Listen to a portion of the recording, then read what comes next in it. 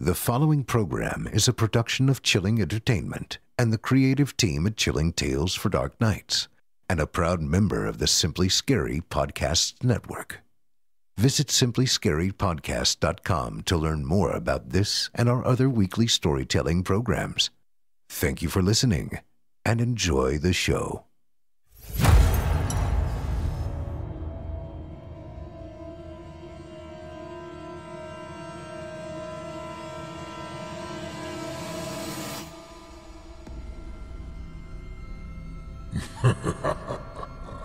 Good evening. I'm storyteller Otis Gyrie, and I ain't your grandfather. From where I'm from, we don't do bedtime stories. And if that's what you were expecting, you're in the wrong place. If it's terrifying tales you're after, well then, I've got just the thing. Get comfortable, settle in, turn off the lights, if you dare. Your night is about to get a whole lot darker. Who needs sleep anyway?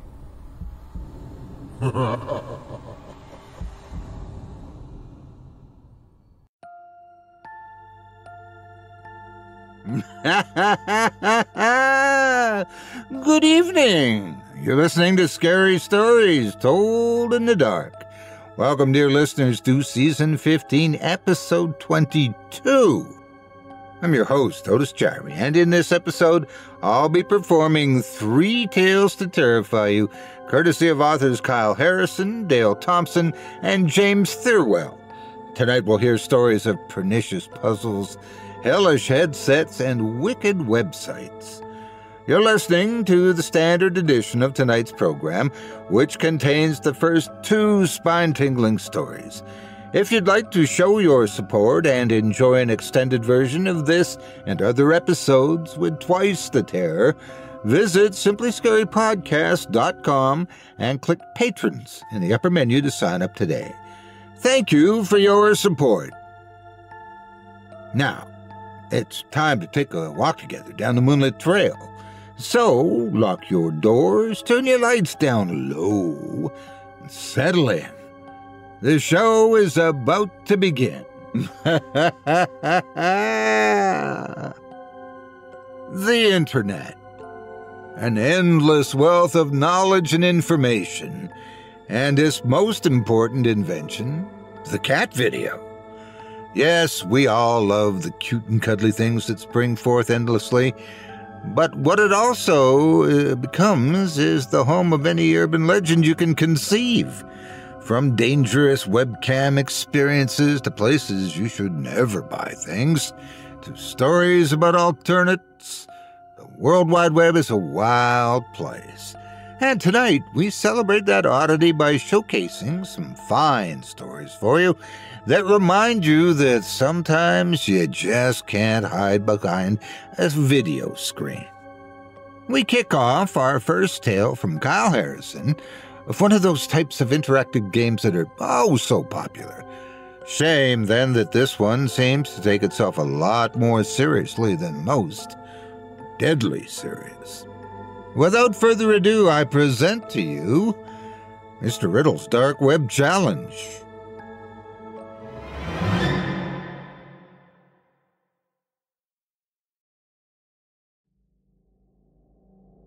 Has anyone tried to finish Mr. Riddle's Dark Web Challenge? I'm a sucker for puzzles. Give me a good old brain teaser and I will likely think about it all day. Sometimes I even go to bed thinking about it so my subconscious can figure the problem out. Call it a hobby or an obsession, but I guess being stuck at home more has given me a chance to go down a few internet rabbit holes and get hooked on stuff. One of my favorite pastimes is new ARGs, or alternate reality games, if you haven't heard the term before. I've found Twitter to be a breeding ground for these types of games. Typically, they involve a set pattern with regular updates, interesting tidbits of world building, etc. Eventually, they're solved and the account's closed. When I found the account for Mr. Riddles, I knew that it was different.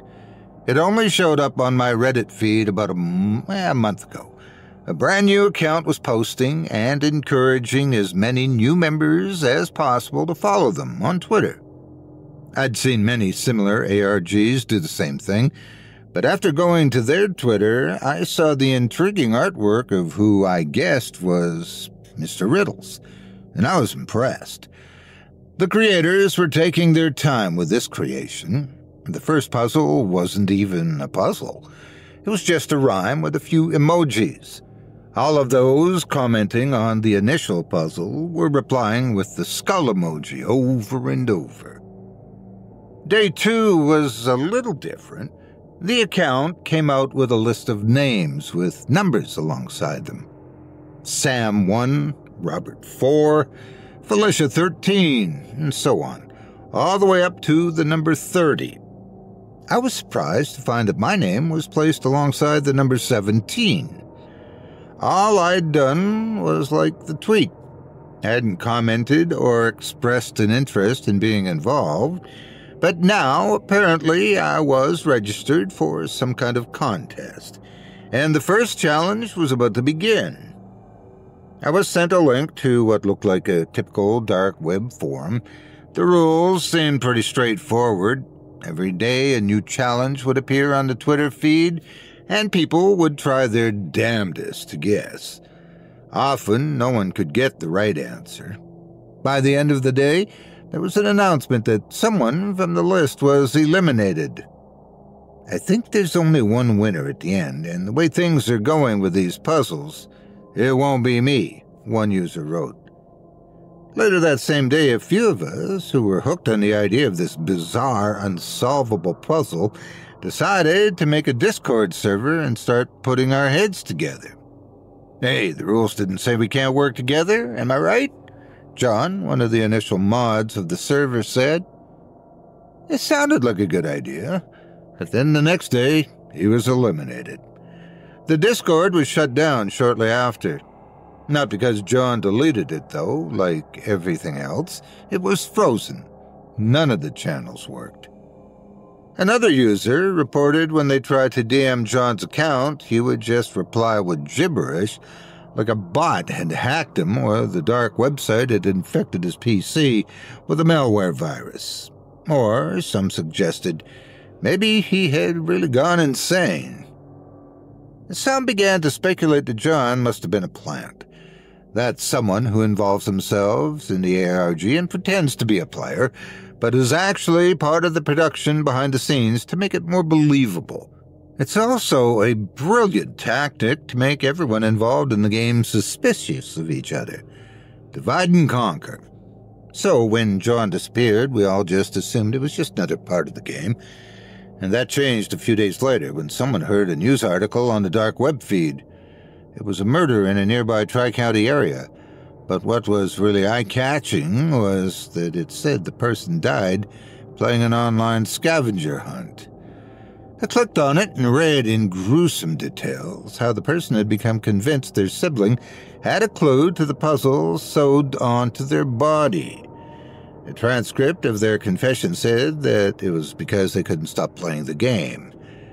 I didn't want to hurt anyone, the young man claimed, but the game had made him do it. And when further prompted to ask what the game was all about, the boy repeatedly cut himself, spelling out the name in his blood. Riddles, riddles, riddles. Police were baffled. The small community of players in the challenge were stunned. Was it possible this game was killing people? Maybe it's like the Blue Whale Challenge, and it comes to the point that the game convinces people to kill themselves, one user told me during a conversation. It wasn't unheard of, but we both rationalized that it had to be that the game was only affecting mentally ill people in this negative way. Comes with the territory of ARG, I guess, I replied. Sounds lame to say, but it wasn't unheard of. I don't know, man. Something about this feels different. Like, have you gotten one of the cards yet? I told him I didn't know what he was talking about, and he showed me what appeared to be a shuffled picture. Putting it together revealed a picture of one of the major arcana of the tarot, specifically one for death. When'd you get this? I asked inquisitively. Just yesterday. They sent it when I solved the daily puzzle on the website. I checked it and didn't see the puzzle at all. Strange as it sounds, I couldn't even remember the puzzle from the day before. Maybe I'd missed it? Or perhaps it had been private. Some contests did that. Sure, it made sense, I told myself. But I still shrugged it off.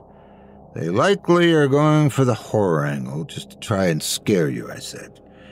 My friend didn't believe me, insisting that the card had been pulled related directly to their life.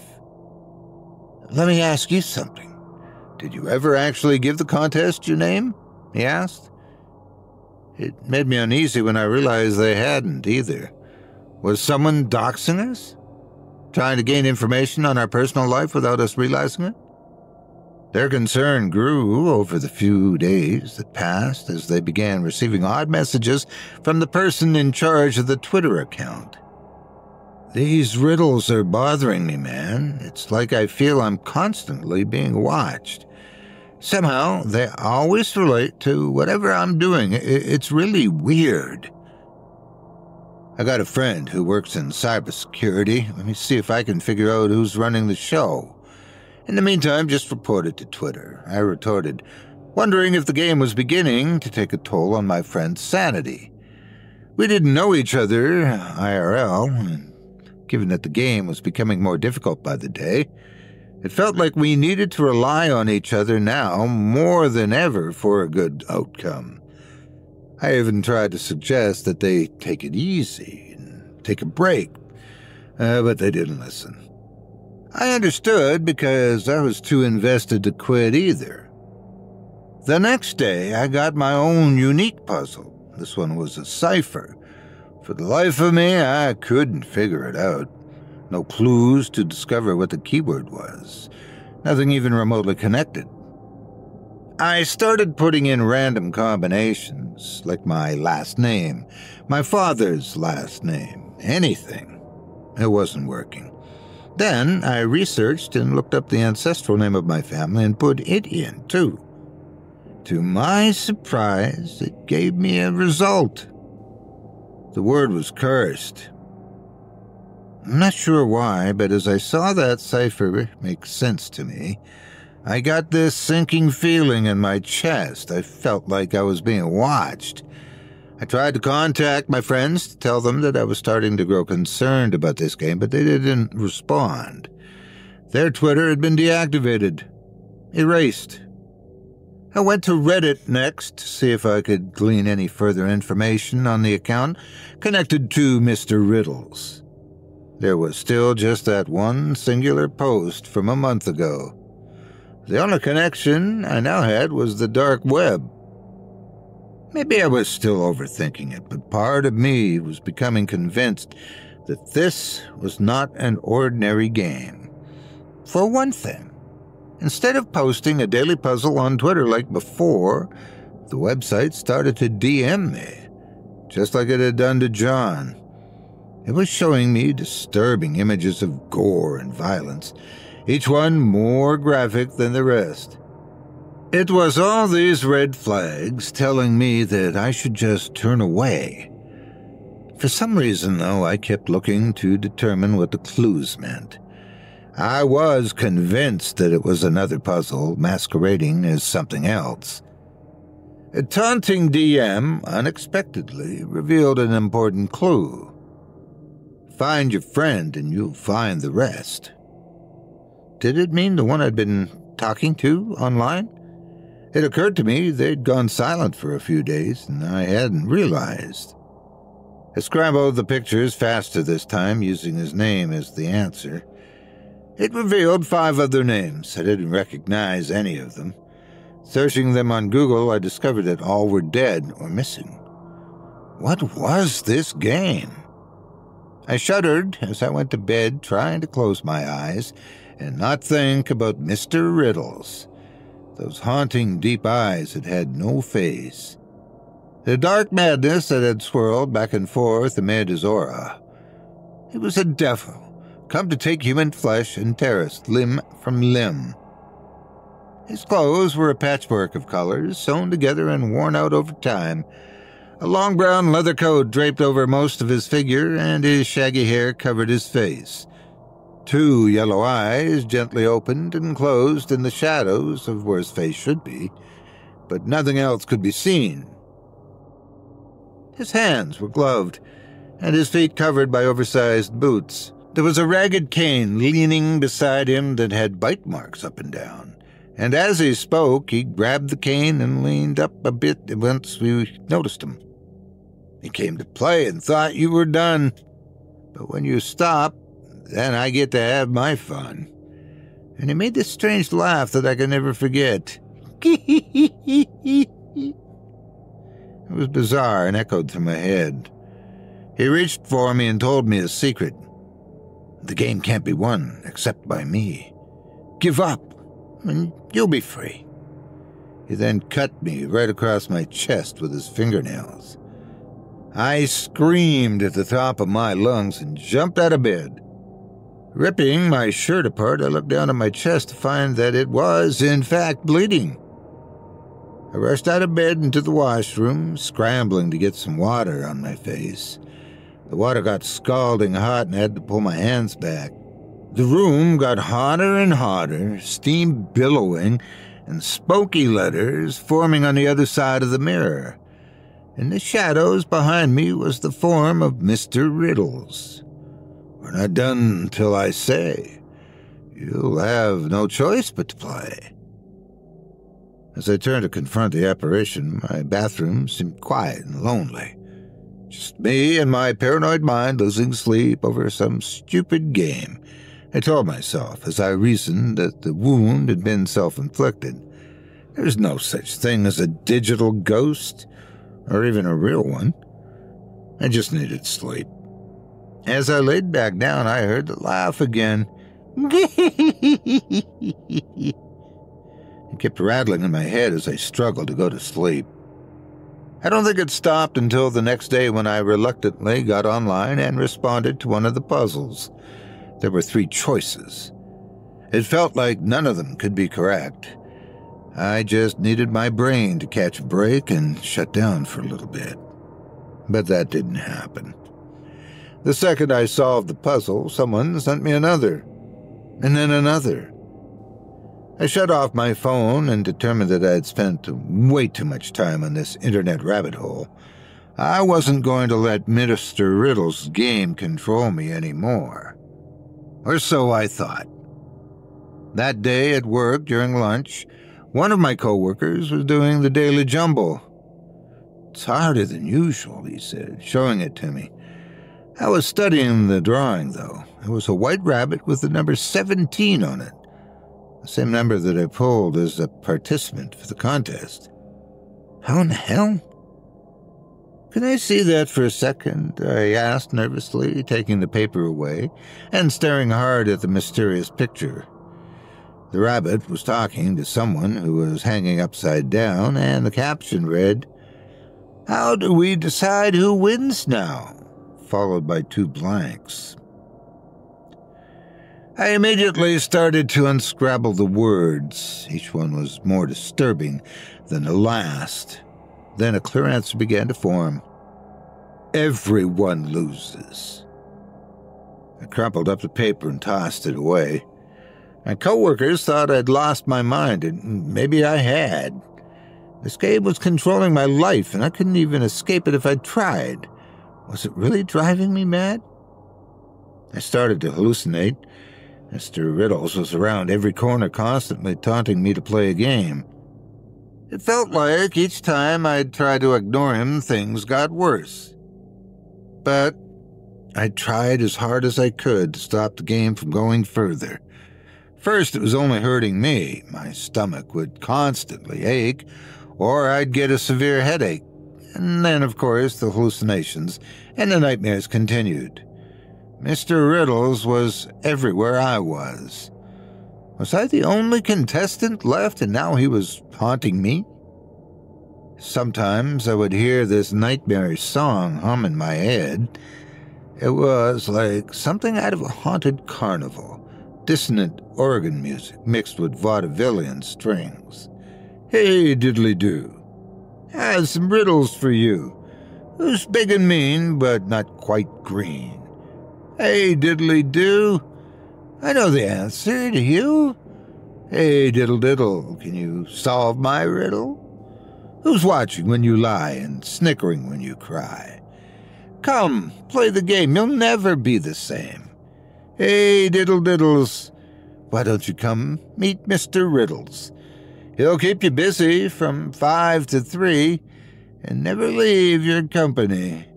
He's the friend you never had and the one that always does bad. You say you don't want to play, you'd rather be good and stay away? Then don't sing this song, or else you'll go wrong. Hey, diddly-do, what's going to happen to you? Hey, diddly-diddles, come and play with Mr. Riddles. It disturbed me each time the tune rattled through my head. What did it mean? Was I doomed to play this game forever? Was there no way out? The account in the dark web showed differently. Still, people struggled to figure it out. I wasn't alone. But was it all an illusion? Were any of these people real? A few days ago, right before the finale contest announcement, I received a disturbing call from my buddy in cybersecurity. I couldn't find a singular IP address for the Twitter account or anything. It's randomly jumping around, showing locations all around the globe. It's not tied to one place. He cleared his throat. It's a sophisticated artificial intelligence, that's for sure. That deep, hollow feeling in my chest was returning. I was fighting a force beyond understanding, and anyone who was even getting close to discovering the truth was being eliminated. I got a DM that same day. You're all that's left. What luck? Tomorrow we'll see whether or not you really suck. July 30th, yesterday. The final puzzle. I was sure if I could solve this one, Mr. Riddles would release me from his infernal grasp and return my sanity.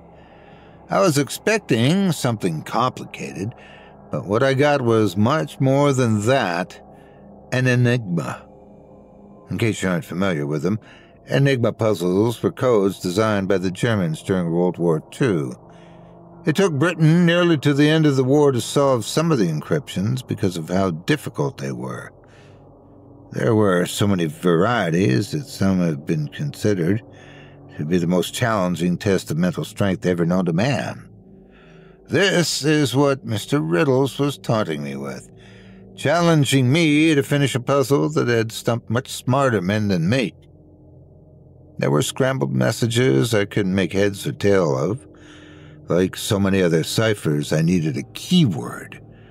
I had no idea what it might be or how many rotations to go in the decrypting machine. During the war, a brilliant scientist managed to find a way to decrypt them, which ran through all different combinations of ciphers. It was mind-numbing and time-consuming. I didn't want to do that, especially since the puzzle also came with a countdown. Only 24 hours to figure out the final solution. I could hear his supernatural laugh taunting me. I was going to wind up going insane just like the rest. Hour by hour passed by, and I tried desperately to stop thinking about the game, but I couldn't. The farther away I tried to push it, the worse my luck got. I wasn't even sure that there was a viable solution. Then I realized there was only 1 hour left. Mr. Riddles himself showed his face on the screen. I saw his ghastly figure standing and waiting for me to fail, laughing with glee. Why don't you just lose? Maybe that was the answer. to give up. I couldn't see any other way. This is where you come in. There's one final part to this puzzle, and unfortunately, this sick, twisted puzzle involves you as well. The tests of mental acuity I was forced to participate in are now headed to all of you out there. All of them ready to be solved. If you solve them, you'll learn your role in all of this and ultimately your fate. You'll be another cog in this game that doesn't end. But be warned. Mr. Riddles is impatiently waiting. There are no winners, only losers, and he will find you if you choose not to play. It's too late now. You can't escape. Choose carefully before the countdown begins. Beware of what curiosity can do.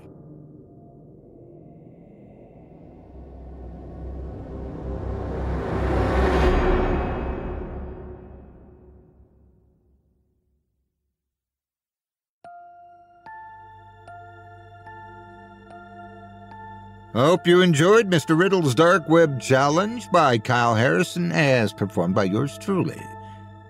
If you enjoyed that tale and would love to read more from tonight's very talented featured author, well, you can help support him by visiting simplyscarypodcast.com/Kyle-Harrison. That's simplyscarypodcast.com/KYLE-HARRISON. Thanks again for your support of this program and tonight's featured author. Please, when the game stops being fun, it's time to take a step back and re-examine your life. Unless it turns out the game is playing you, then I suppose you're kind of screwed. Dale Thompson comes next with a story about a mysterious computer store, free merchandise, and a virtual trip that's too real for comfort. Guess some hobbies are not for everybody. Without further ado, I present to you Run Like There's No Tomorrow.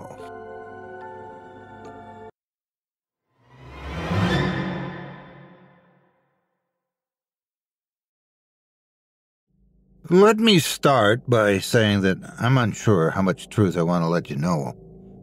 Maybe I should not share anything. That's probably somewhat fatuous, and I usually winch at some juvenile behavior. Yet I feel the need to say something regardless of whether it paints the complete picture or not. My life has been expressively lyrical, with emotion being poured out like water and imagination running free and wild. On the other hand, like many of you, things go on inside my head that never spill out into the world around me. I believe that being sensitive and caring with a dose of empathy and reading the signs clearly and correctly allows us time to process before we blunder in and put our foot in our mouth, or we insult or demean someone unintentionally. I've never wanted to be an arch weaver of tapestried terror in anyone's life, and that's probably why I'm where I am today.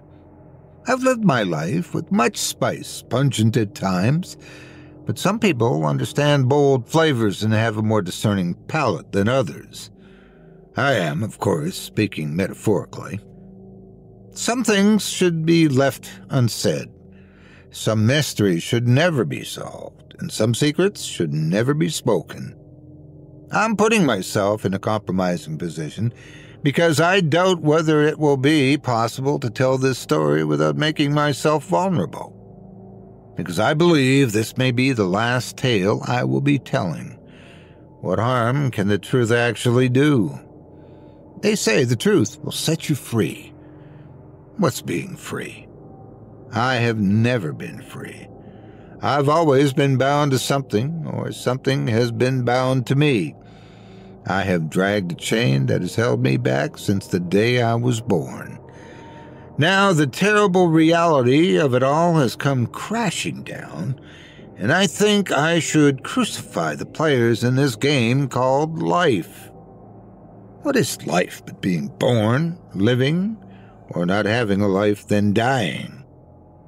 Is honesty really the best policy?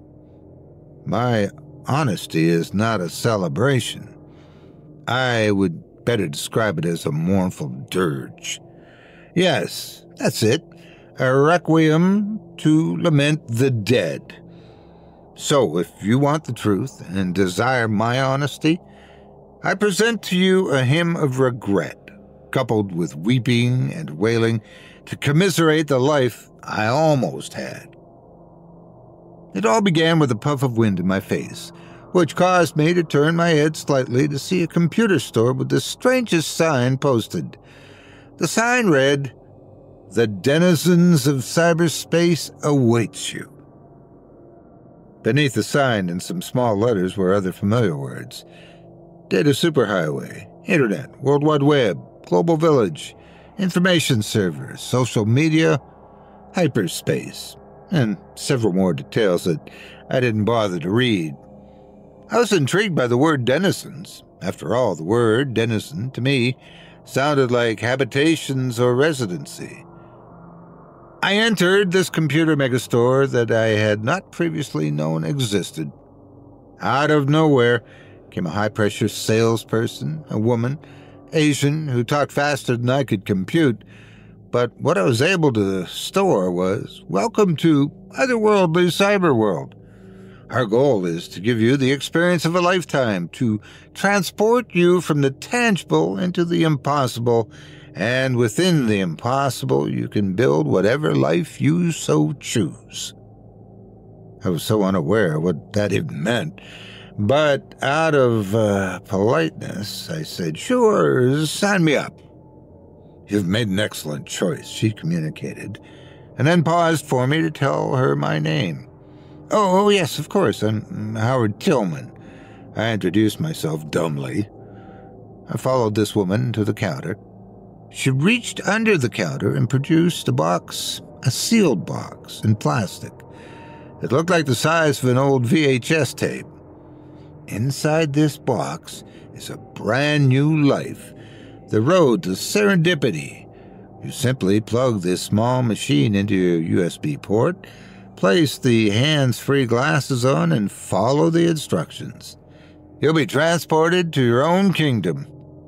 The experience lasts as long as you'd like it for, but once you remove the glasses, the experience ends.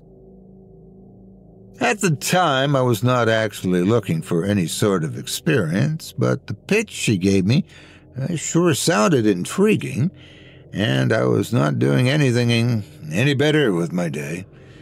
My life at that point had been disastrous, to say the least, so a distraction might have been the remedy to get me out of my slump. Now came the question of cost. "How much is it?" The Asian lady smiled kindly and answered, "This is a trial study. It's free for you, no cost, no obligation. We simply ask you to visit the website when you've concluded your experience and answer a few questions about the simulation." I thought, fair enough, easy peasy. She swiftly placed the box with the item into a bag and hurriedly showed me straight to the door as if the store was closing. I looked around and saw no other customers, just myself, so I assumed it was possible they were locking up, even though it was in the middle of the day. I brushed away dwelling any more about store hours and proceeded home to check out this gift I'd been handed. I will admit I was somewhat irresolute about proceeding. On the way home, I considered how odd and strange it was to be handed something free without even asking for it. Yeah, the whole scenario seemed dodgy, but what harm could there be? Once, safely home and comfortable in my swivel desk chair, I opened the box that had been given to me by Otherworldly Cyberworld. Inside was a pair of snazzy dark glasses and a small mechanism the size of a cigarette pack. It came with a USB cable, but no instructions on how to use the device. I opened my computer screen, plugged the USB cable into my computer, and made sure that the connection to the device was secure. I saw no switch to turn it on or to activate it. Unexpectedly, my computer screen went dark and the words appeared, "Place on supplied glasses." "Easy enough," I said out loud. Once the glasses were secured, a virtual screen appeared with the words, "Thank you for your participation. Have a great experience." With that, the glasses went dark. I sat for a few moments, waiting for something else to happen, but when nothing did, I removed the glasses to see that my computer was off. I checked the cable to make sure that the power supply had not become unplugged. It was positively plugged in, but the computer would not reboot. I thought, disappointingly, that whatever this device was that I took a chance on had fried my computer somehow. I became angry enough to punch a hole in the wall, but instead, I went to the garage to find another power supply. My hope was that it was only the power supply and I could get the computer up and running again. Finding a spare, I returned to the computer, disconnected the free device, and tossed it aside. I replaced my power supply and pressed the computer on button. Often it would take time to reboot, but this time it lit up the second I pushed the start button. I placed the free virtual device back into the box along with the sunglasses and made a mental note to return the thing tomorrow and file a complaint concerning its faulty design. At least my computer had not been sizzled with this stupid thing. My computer screen flashed like a strobe, as if 100 bright lamps were intermittently flashing in my eyes. An infernal chilblain numbed my feet and hands, as if I had just dropped them into ice water. My condition worsened with the addition of an unpleasant feeling of dread, increasing my distress to unhealthy levels. Whatever I had become stricken with roosted in my head so deeply like a memory I could not recall. It was as the nest of a corpse bird who ate the rotted meat of the dead. I didn't understand what was happening. I shook my head like someone desperate to clear the water from my ears. That is when I heard a loud, amplified voice, as if it were being transmitted directly into my auditory cortex. It was repeating an incomplete sentence. "The Keepers of Souls." I became confined in an invisible density of forced imprisonment. I struggled for my freedom to wrestle from this hold. Whatever cosmic terror had grabbed me, let me loose, and I made a run for the kitchen.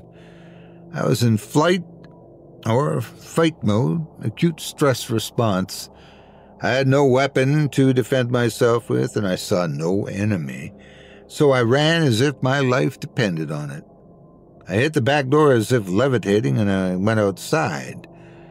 I had to be free of the house. The world looked different to me, with such extreme dissimilarities that I didn't recognize my surroundings. The world was full of discrepancies. I didn't know where I was at or what was happening to me. The contrast was all too real, all too strange. To compute the variables was impossible. Instead of my green backyard with the pear tree and my white picket fence, there was a balcony up high with a railing. I was elevated above a city in a type of penthouse. Below me, there were flying machines busy going back and forth. I couldn't believe my eyes. I practically crumbled with palsied fear. Even if nothing else was real, my paralysis and the start of slight tremors were all too vivid. I couldn't deal with such a hallucination. This was a ruse, a deception. I'd been drugged, obviously. Surely this will wear off, and I'd be returned to normal any minute. I managed to return to the protection of my home, but it, too, was different from when I retreated just moments before. My head felt inflated like a balloon, expanding without measure. The pressure became intense, and as it distended, I used my hands to squeeze the increase of my inflamed skull to make it smaller. Found myself lying torpid on the floor as if in some dormant state of hibernation. Colors of amazement flashed before my eyes in a kaleidoscope of prisms and unexplained geometric designs, dazzling my senses without physical harm. I was environed by a stealthy nemesis, but that was not the worst of it. Whatever it was attacking my nervous system, pulling me down even further into an insipid demise. I had no fight, no willpower. The horror of it all was too consuming to fathom. As I started to close my eyes in death, succumbing to the fatal end of my existence, the amplified female voice announced, "You are now complete and ready. The Keeper of Souls program has been successfully installed. You may continue to the next level." What'd that even mean? I looked around, and my house was not what I remembered unless my house was a computer. On all four walls, I took note of a motherboard, a socket with a plug-in, a framework of crafted circuitry. I crawled across the floor like a sick animal. My head was ill, as if I'd taken a multivitamin on an empty stomach. I was in search of my computer. The only thing that made sense was that this was all connected to that stupid program that was given to me. There was an infernal, constant humming, as if locusts were swarming in my head. I figured it was from all of this unexplained wiring and microprocessing around me. If this was a game, I did not want to play the discreditable thing. I didn't know the rules or even the objective. I wanted out of here, and I wanted out now. That device had to be the nucleus of my delusion. If I could locate the core, I might be able to disconnect it and end this appalling nightmare.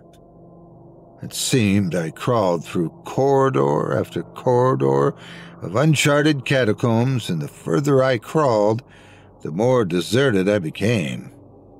After some time, having no idea where I was, because this was no longer where I lived, my head came back around, and I was feeling like my old self. I was well enough to stand without the dizziness. I attempted to get to my bearings, yet the endless possibilities on which way to move confounded me to no end. It wasn't until I saw the paranormal happen that I moved, and then I moved quickly. Some of the wiring along the walls began to snap clear and became independent, like tentacles on a giant squid. They literally lunged at me like striking vipers. Of course, this caught me off guard. One actually struck my leg, and that's when I knew that in this distorted reality, I could feel pain. The attack stung like a wasp, and I flinched to avoid a second strike. Whatever I had done to precipitate this, I didn't want to repeat. Instinctively, I made a break for it. It just so happened that I ran into a more expansive area, and queerly, my desk was at the far end of this very large data center. There were other desks strewn throughout the area in no particular order, with people sitting at them wearing oddly shaped helmets that were wired into personal computers. Unable to decide on how to proceed, I opted not to bother any of these people, who were fully engrossed at their desks. I went rapidly to my computer, where I found the same style helmet with connecting wires attached. I took a look over my shoulder at the others just to get a perspective of what to expect if I were to attach this contraption to my head. I discovered nothing other than they were plugged in and didn't appear to be in any discomfort. I saw no exit out of this room other than the passage I'd already traversed, so I said to myself, well, here goes nothing, and I placed the helmet upon my head. Tiny little pinpricks began to snip at my scalp, and my computer screen illuminated with a picture of me sitting at the computer, as if the computer camera was turned toward me. I peered directly into the camera when all of a sudden, and without explanation, the image of me on the screen began to shoot gouts of blood from my eyes onto the keyboard and screen. I reached for my face, but I didn't feel any blood, and when I looked at my hands, they were clean. In vain I looked for blood, but I was not bleeding. Only the me on the screen was bleeding. I tugged hard on the helmet to remove it, but it was fastened tightly to my head. I took another look over my shoulder, and the others that I had just seen moments before were gone. I was alone, with an excessively rapid heart rate. My patience for this debacle was giving way, and I was about to rip the helmet off with complete disregard for my scalp, when the gruesomeness of this horrific scene dismissed itself without warning, and the helmet dropped off my head to the floor. Cold sweat permeated every pore of my flesh, and I shivered from the lack of warmth and mounting fright. Adopting a new game plan, I convinced myself that if they wanted to kill me, they would have already done so. My idea was to play along, make the most of it, and try not to have a heart attack in the process. A gunmetal-colored door stood where I swore there had been no door before. The humming vibration had not ceased, and it was stronger as I approached the door. I assumed that whatever was behind this door might very well provide me with the answers. There was no door handle, nor doorknob, so I gave it a push, and crazily, it whooshed open like a windstorm, blinding me temporarily, just long enough that in that minute period of time when I was sightless, the door had closed behind me, and I stood on a street that was not of my world.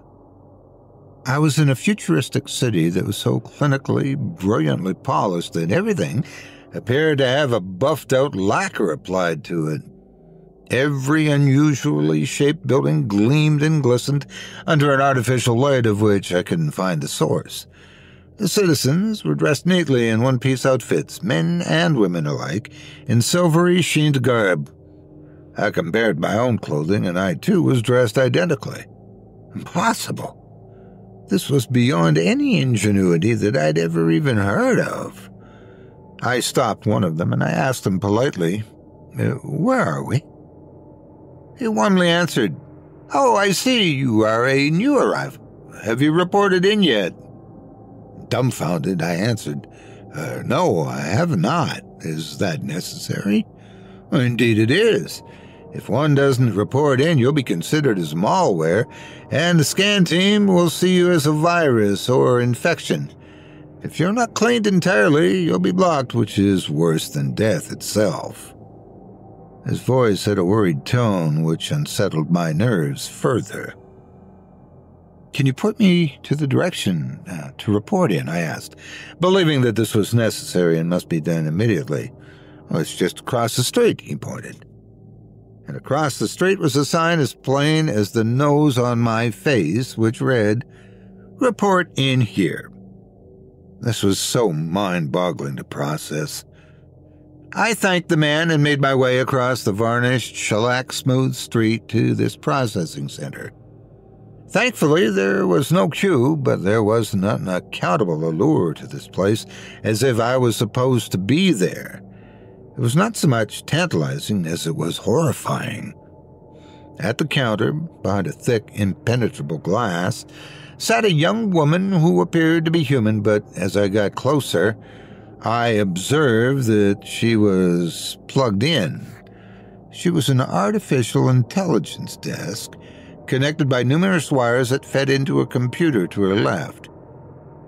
I am reporting in. I was told this was what I was supposed to do." The clerk looked up at me with an expressively real human face and said with some austerity, "Welcome to the art of processing. What is your name?" I answered Howard Tillman. "Middle name?" she required. "Andrew," I submitted. "Howard Andrew Tillman, you're assigned to bus number 13, which arrives in 5 minutes. The bus will take you to check in with Facility 2 for the second phase of processing." She slid a card with my name on it under the slit at the bottom of the window. I didn't ask any questions, because I assumed she was programmed to only do what she had just done. I collected the identity card, went out front, and stood beneath the sign that read Bus Stop. My mind was upon escape. This imaginary world had to be a creation of my subliminal mind. This could not be a healthy climate for humans, I debated and argued with myself. I assumed that this was a sim-generated game, and that silly device that I agreed to try was now testing me within it somehow. I didn't know the first thing about hacking, but what I needed to do was to hack or hijack this system and free myself. I wondered if this place had a sim manager. Possibly I could approach them and clearly state that I no longer wished to be part of this experiment, and if they might release me. Because I was not of this original computer-generated program, I believed it should not be that difficult to escape. I needed to avoid further programming, which I believe I had already gone through the first part with that ridiculous helmet. Those are things that I determined should be avoided. As a matter of fact, every time I was obedient to commands, such as showing up to the reporting station and possibly that whole keeper of souls that I'd already endured, it brought dissatisfaction and discomfort. This led me to believe that I should not get on the bus. I needed to become the bug, and they would kick me out. Others had to be awake like me in here. Maybe if I could find other like-minded people, we could all make a break for it. But on the other hand, if I was forcibly ejected, what if that meant death? I could end up in some overcrowded refugee camp as well. I had to be smart here. If I created this place in my mind, did that mean that I was on my own? That I was my own saboteur? Had I made myself the victim on purpose? Maybe I knew the possibilities of this augmented reality would be unlimited, and I had a plan going in, but now I couldn't remember because through their programming they erased my original plan. I needed a proper information center where I could tap into the internet. Bus 13 was just pulling up, and from the looks of the passengers, I didn't want to be part of that depressing group. I waved it away and began to take a stroll into the city in search of anything that might provide me with important information concerning my crisis. I would even go for some supernatural intervention at this point. I mean, I've heard of ghosts or apparitions blowing out light bulbs and controlling motorized and electrical equipment before. This was some sort of curse and had no real solutions to resolve it. Everyone around me appeared taciturn and non-communicative with one another, but not one of them, of the innumerable persons passing by, paid any attention to me. I decided to stop the fellow and get some answers. "Excuse me, I'm new here. Do you know how I could find an exit?" The man appeared cultivated, hopefully with a strong-willed mind. Distinctively, he gave me a look of severe disappointment and answered, "Have you reported in?" I showed him my ID card. "Excellent," he approved. "The only way out of here is a reboot." "A reboot? Is that possible?" I asked. "I have no affiliations with the reboot. I see that you missed your bus. That is going to be a problem," the man warned. "A problem? You'll be targeted," he said, scurrying me up with this troubling information. "You've fallen into the minority of lesser programs, seldom called upon and never used. You're targeted for the recycle bin." Every person on the street stopped walking and every eye focused on me. "I suppose that's a problem?" I asked. "An injunction has been issued for you. You must pay restitution or go to the recycled bin," the man said, becoming more robotically controlled by a force neither seen nor heard. "No one will harbor you. You are a lone vessel adrift in a very big sea. You're flagged as a minority. It's my duty to restrain you," the man said diligently as he reached out to take my wrist. At least my reflexes were still intact. I took my arm away and gave the man a hard push, which sent him down on the seat of his pants. This triggered alarms from every direction in some sort of age of darkness where all the lights around us dimmed and glowed a faint red. A voice echoed, reporting, "Fugitive on the loose, masochistic behavior reported." A white camphor mist began to emanate from the vents in the sidewalk. I instantly got a bitter taste in my mouth, which caused me to flee the scene. A couple of people made haphazard attempts to stop me, but I easily knocked them flat as well. It appeared that I had caused a scene in this oddball place, and the freaks were going to try and gas me. Perceived as some sort of threat, self-preservation was all that I was concerned with, since obviously I'd become an illegal. The man I was before I became an illegal was no different than the man I was now, except they'd changed my status. I assumed I was guilty of affray, but I'd been provoked. Who could I plead my case to? I had no clue. Acting entirely tactical now, in a self-serving manner, I was not about to be stopped. I paced myself as I fled so I could read the overwhelming amount of hanging signs pointing to everything imaginable in this city, yet none applied to my current situation. Out of nowhere, as I jogged along, believing my pursuers had abandoned the chase, I was looking off in the distance, trying to read the signs to my right, when most unexpectedly, a powerful arm, which I quickly learned that resistance was futile against, plucked me from the sidewalk as easily as snatching a child.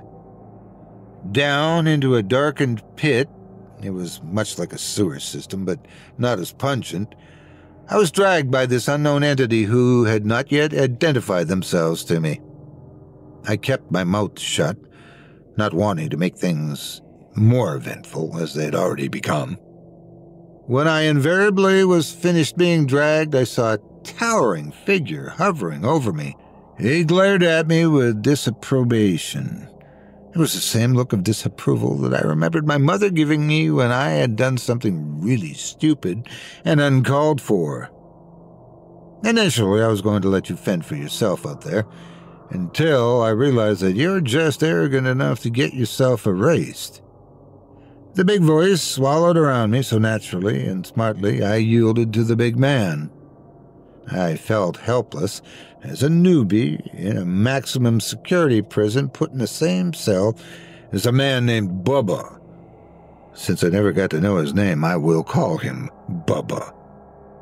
Conceivably, you could live, but you're going to have to listen to me, the man said. Apparently, you have no idea what's going on, which says to me you are a man of shortcuts without the patience to read the instructions or to be tutored in any sense of the word. We get your kind from time to time, and most of the time, I watch them get picked up and tossed into the recycle bin. But today was your lucky day. Essentially, I did not have to save you from what was about to sweep you up like rubbish, yet I did. You would have been permanently erased and never able to return to wherever it is that you came from. I want to go back. Tell me, what do I need to do? I pleaded with this enormous human being for my life. You must become dirigible, Bubba instructed. Okay, tell me what that is, and I'll gladly be that right now, I promised, unfamiliar with the word. You must be able to be guided, steered like a ship, by something as small as a rudder. Can you do that? I exclaimed gladly. Yes, I can. It'll be your pedagogue, and you'll do exactly what I say, Bubba said. I was made to lay still upon a table and was covered with a white sheet. Bubba said we were heading to the mainframe, and I'd be plugged in and redirected back home. I could only take his word for it. Since the entire city was looking for me to be discarded, I had to put my trust in Bubba in hopes he knew what he was doing. Deep into the bowels of the city, I could feel the decline we were taking. with Bubba's every step rolling me along like a corpse beneath a mortuary table to who knows where. For all I knew, he could be taking me to an industrial furnace to be incinerated. I didn't hear a single soul as we were traveling along and didn't hear him speak or acknowledge anyone either. It seemed we were entirely alone, which gave me some confidence, but also made me nervous since I had only just met Bubba. I was putting my faith in this man and hoped there was no sordid, dirty dealings going on. When we eventually reached our destination, we were in a cubicle surrounded by many others in cocoon-style pods. He sat me in a chair that resembled a dentist's chair.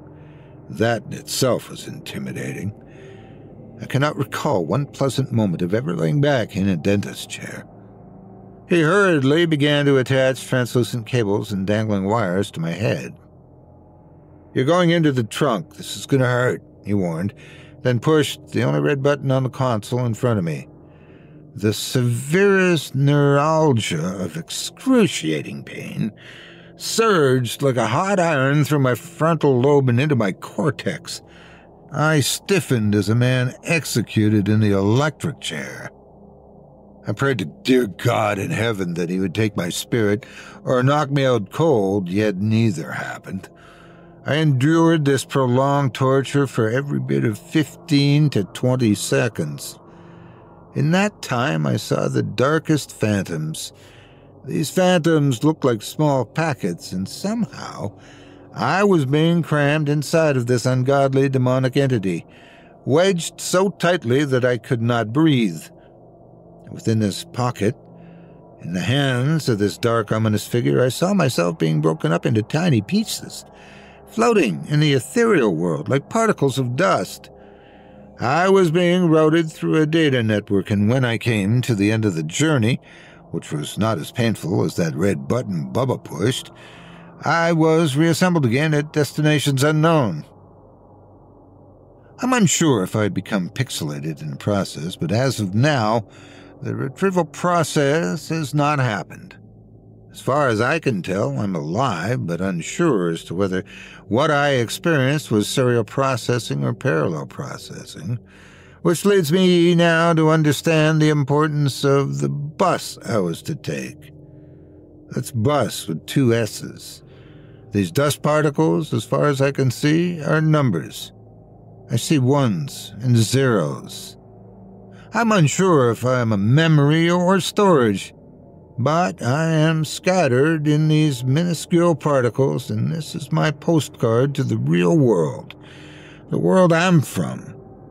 I hope someone reads this, because I'm still here as bits of information, unlabeled, without a final destination. If I had legs, I would run like there's no tomorrow.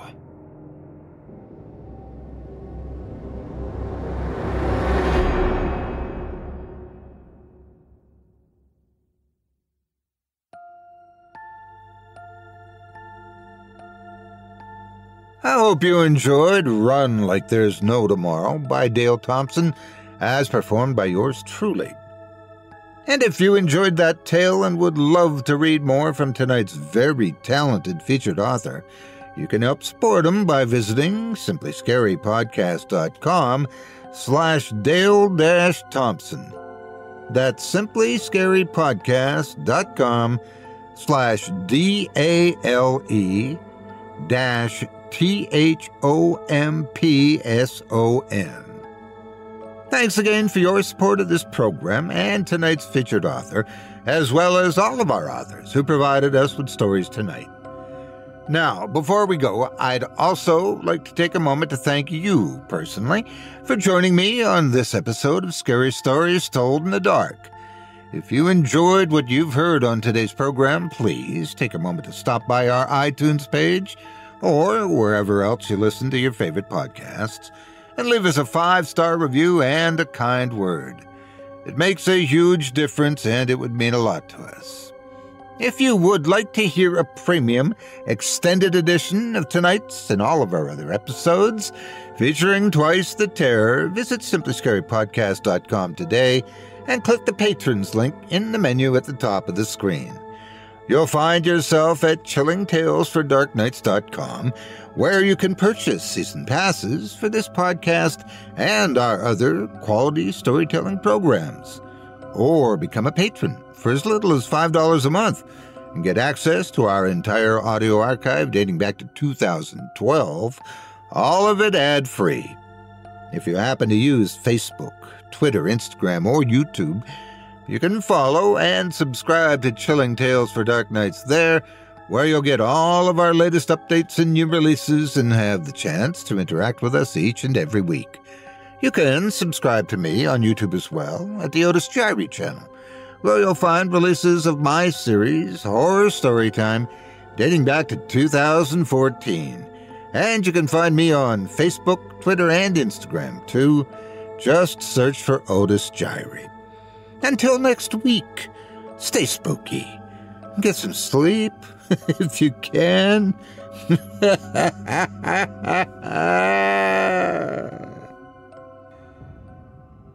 Thanks for listening. You've been listening to Scary Stories Told in the Dark, a production of Chilling Entertainment and the creative team at Chilling Tales for Dark Nights, and a proud member of the Simply Scary Podcasts Network. Visit simplyscarypodcast.com today to learn more about our network and our other amazing storytelling programs. Tonight's program was hosted, and its featured stories performed by yours truly, Otis Jiry. Selected stories have been adapted with the kind permission of their respective authors. Original music provided by Luke Hodgkinson and Jesse Cornett. Sound design and final mixing and mastering provided by executive producer and director Craig Groshek. Program's artwork and logo by David Romero. If you're looking for some fresh tales on a daily basis while waiting for the next podcast, check out my YouTube channel, the Otis Jiry channel, and my extensive collection of narrated tales there. Simply search on YouTube by my name, and you'll find me. And don't forget to subscribe and press the bell notification icon to get my latest releases. Got a scary tale of your own that you'd like performed? I take submissions. Email it to me today at otis@simplyscarypodcast.com to have your terrifying tome considered for production in a future episode of this show. That's OTIS@simplyscarypodcast.com. If you've enjoyed what you heard on tonight's program and are joining us on your favorite podcast app, subscribe to us to be sure you never miss an episode, and leave a 5-star review and a comment. Your feedback means a lot to me. You can also follow Chilling Tales for Dark Nights and yours truly on Facebook to connect anytime and get the latest updates on this and other programs and my channel. If you're listening on the Chilling Tales for Dark Nights YouTube channel, do us a favor and hit the subscribe button and the bell notification icon for CTFDN as well to get more spooky tales from me and the crew and another episode of this program each and every Wednesday. And don't forget to hit that thumbs up button to tell us how we're doing and leave a kind word or a request. And don't forget to visit us at chillingtalesfordarknights.com and consider supporting the team by becoming a patron. In addition to helping us out, you'll get exclusive access to our audio archive and ad-free downloads of all your favorite stories, including those you've heard on this program. As for me, I'll be back next Wednesday with more terrifying tales to keep you up all night. But that's all right. Who needs sleep anyway?